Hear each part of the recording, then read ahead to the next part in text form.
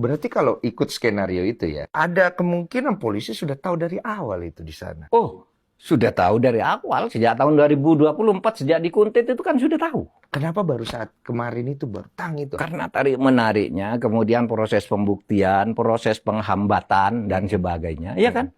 Begitu ini dibuka, ya isunya pikirannya, uang yang paling banyak itu di rumah dinas.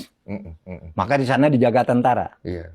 Tapi polisi kan udah punya data, bukan hanya di sana, ada di 13 tempat. Datangi dulu rumah pribadinya yang diketemukan emas 74 gram dan 460 miliar. Kira-kira menduga nggak Jampitsus itu akan terjadi saat itu?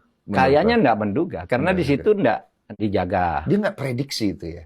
Karena itu kan barang Karena bukti orang semuanya. curiganya ada di tempat rumah dinas, pastinya yang lebih aman, banyak tentara dan sebagainya, itu yang dijaga kan. Terjadilah kasus itu. Iya. Nah, ketika ini terjadi ribut orang ini, kalau perang antar penegak hukum itu begini rame, saling sandera, nanti saling buka, ini bahaya. Sebelum Bapak lanjut, saya mau nanya satu hal. Waktu kejadian itu, ada militer datang ke Polri kan. Setelah pengamanan barang bukti, subuh dini hari, Ya, ada kunjungan. Maaf, kalau dari sisi hukum, apakah itu diperbolehkan? nggak boleh.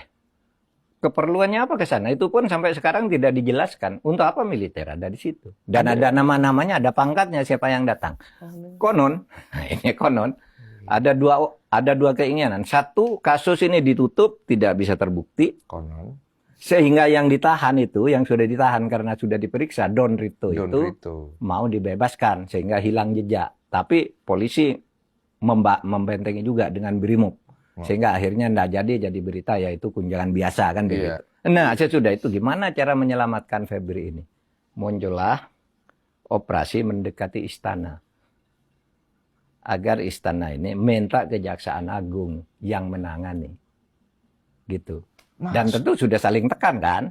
Kalau kamu tidak mau ini, kalau kamu meneruskan ini, dan seterusnya. Jadi akhirnya presiden mungkin inginnya praktis, bukan kebenaran formalnya dulu. Ya praktis, pokoknya selesaikan baik-baik, sudah Kejaksaan Agung. Gitu kan. Maka terjadilah di situ. Itu tengah malam kan, sudah menjelang jam 12. Maka habis itu kira-kira jam 00 sekian gitu, Febri menyatakan mengundurkan diri. Iya, karena ada tekanan dari publik juga. Iya.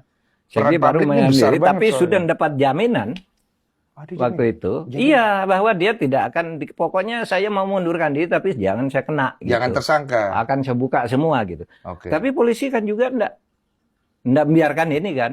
Besoknya diserahkan. Tapi disebut sudah tersangka. Iya. Gitu. Kemudian keterangan tersangka berubah pada saat ada pelimpahan katanya yang ke Kejagung. Iya, makanya. Jadi bingung. Jadi tersangka, polisi nyatakan tersangka, Kejagung nyatakan saksi. Habis itu katanya kepleset, maksudnya salah informasi bahwa sebenarnya tersangka gitu. Yang saya tangkap, maaf ya Pak, apakah ada tendensi cek ombak ya pada saat dia lempar saksi gitu loh. Dia mau cek ombak. Iya, enggak, mungkin juga enggak. Dia mungkin akan berkesimpulan bahwa ini belum diperiksa dan belum layak jadi tersangka. Kira-kira secara gitu, mekanisme kan? hukumnya. Iya, jadi dia mengatakan itu bukan cek ombak, tapi ternyata ternyata rakyat sekarang kan pinter-pinter. Cuma kan bingung. Loh, kok saksi? Kan katanya kemarin tersangka, kan bingung. Terus abis itu, loh kok jadi tersangka? Ini gimana sih? Karena memang kalau kita beda dari tadi penjelasan Bapak, kalau mekanisme hukumnya, dia harusnya kan dipanggil dulu, diperiksa dulu, digelar kasus dulu, P21, baru lempar. Kalau ini kan enggak. Teng lempar. Berarti ada potensi di mana dia bisa masuk ke pra-peradilan, mekanismenya itu salah, dia bisa lepas. Bisa. Berarti gede kemungkinan lepasnya, Pak? Iya, bisa. Tetapi kalau pra-peradilan itu bisa diperbarui. Misalnya Densu, saya menang pra-peradilan, bisa ditangkap lagi, langsung tersangkakan lagi, kamu udah diperiksa kan gitu. Iya, kalau ada. Kalau ada kalau ada keinginan. Kan? Iya, kalau nggak ada keinginan kan ya sudah lepas aja. Iya, kalau tidak ditangkap lagi kan keterlaluan. Maka menurut saya yang paling mungkin dari kasus ini mungkin tidak lewat pra-peradilan. Meskipun mungkin saja ya, tapi mungkin akan lebih kasusnya dilokalisir. Nanti yang jadi korban hanya Dito dan atau Febri. Ada barter. Nah itu dia. Kenapa diserahkan ke Kejaksaan Agung agar dilokalisir? Karena polisi itu Pak. Itu punya bukti di 13 tempat, masa orangnya hanya 2? Perkaranya 3, ya. Asabri, batu bara, Krakatau Steel. Masa tersangkanya pejabat? Yang perusahaan-perusahaan yang minimal ini, ada yang minimal ada 5 lah.